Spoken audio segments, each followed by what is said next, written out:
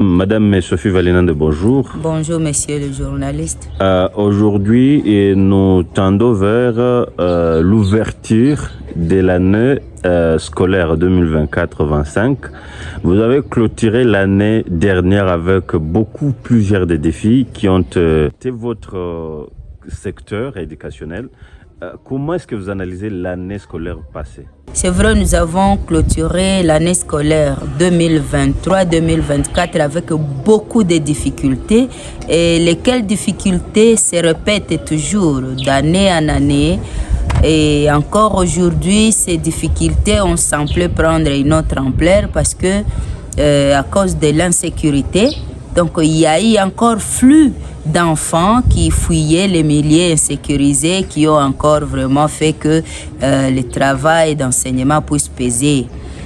Et alors, quand vous me demandez comment est-ce que nous projetons l'ouverture de l'année scolaire prochaine, 2024-2025, à vrai dire, je vais vous rassurer que cette rentrée est d'abord hypothétique jusqu'à maintenant. Parce que beaucoup d'enseignants fatigués, qui n'ont pas vu vraiment la bonne volonté du gouvernement accomplir ou honorer les promesses longtemps données qui se répètent, alors les enseignants sont un peu fatigués. C'est pourquoi je dis que cette rentrée scolaire est hypothétique. Nous sommes en train d'apprendre qu'il y a encore des assises qui se programment d'ici là. Peut-être même voir cette semaine, si pas la semaine prochaine. Beaucoup d'enseignants ont déjà mené leurs enquêtes. Les critiques, ils se disent ils vont maintenant commencer à se rebeller contre même les syndicalistes. Parce qu'ils ont constaté que les assises se répètent depuis que la gratuité a été proclamée. Et personne n'ignore que cette gratuité a été proclamée, c'était dans des écoles primaires seulement, et raison pour laquelle il y a eu beaucoup de difficultés, le surnombrement des enfants dans des classes, les enseignants dépassés, pourtant mal rémunérés. Alors ils ont compris que c'est grâce à ces syndicalistes que le gouvernement continue à piétiner les promesses. Et donc les promesses sont devenues comme des chansons, mais arrivées sur le terrain, il faut seulement dire aux enseignants de reprendre les chemins de l'école, alors que ces derniers ne vont rien bénéficier de ces promesses. Mais les syndicalistes ont déjà gagné des cagnottes pour venir et encourager les enseignants à continuer à souffrir. Ça veut dire que vous n'avez plus confiance à ce syndicaliste qui vous représente dans plusieurs assises. Effectivement, la confiance a diminué, d'autant plus qu'il n'y a rien qui change.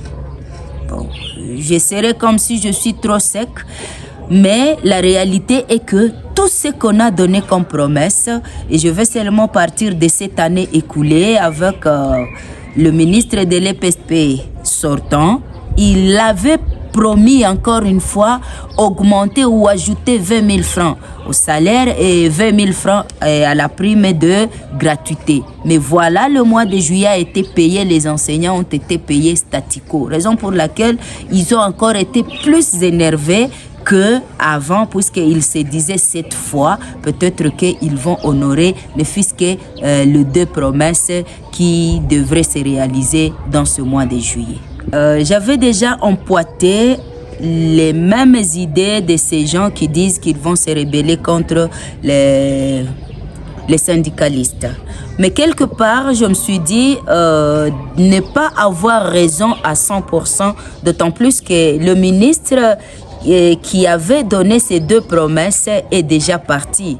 Et aujourd'hui, nous avons la nouvelle ministre, Madame Raissa, à qui je donne encore mes félicitations. Je demanderai à ce qu'elle puisse faire au moins la différence. Qu'elle ne nous demande plus les cahiers de charges, parce que si elle demandait ça, ce serait comme si elle faisait fi à ce que l'autre lui a laissé, puisque nous savons qu'elle va faire la continuité. Mais qu'elle s'arrange vraiment de voir comment apaiser la tension des enseignants. Et à ces enseignants, mes camarades, mes collègues qui se disent déjà commencer à préparer comment se rebeller contre ce syndicaliste qui vont faire Kinshasa pour les assises, je leur demanderai de donner d'abord une et l'unique chance à notre ministre, Madame Raissa, parce que c'est aujourd'hui qu'elle prépare ses premières assises.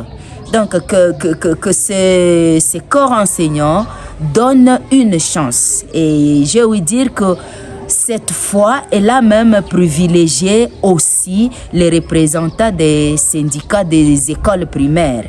Et cela veut dire que ça donne un peu d'espoir que ces représentants syndicalistes des écoles primaires vont maintenant donner la réalité de souffrance de ces enseignants du primaire. Puisque la majorité qui représentait dans ces assises qui représentaient les enseignants, ils étaient de l'école secondaire. Et entre parenthèses, vous n'oubliez pas que l'école secondaire bénéficie et le salaire de l'État, mais aussi la prime des parents. Donc, les analyses qu'ils ont menées comme enseignants des écoles primaires et qui subissent la gratuité avec toutes ces difficultés, vraiment, ça donne la raison qu'ils se rebellent, mais qu'ils reviennent un tout petit peu à leur mal et donner la chance à notre ministre Raissa de voir aussi le moment ou le temps de récolter maintenant les difficultés des enseignants de l'école primaire et lui donner ces 3 mois, voir qu'est-ce qu'elle va aussi donner, qu'est-ce qu'elle va fournir comme effort pour ne fût-ce que répondre aux problèmes des enseignants des écoles primaires qui subissent la gratuité. Madame Sophie Valinande, nous vous remercie d'avoir répondu à nos questions. C'est moi qui vous remercie d'avoir porté nos voix pour le faire attendre à qui de droit. Merci. Merci beaucoup.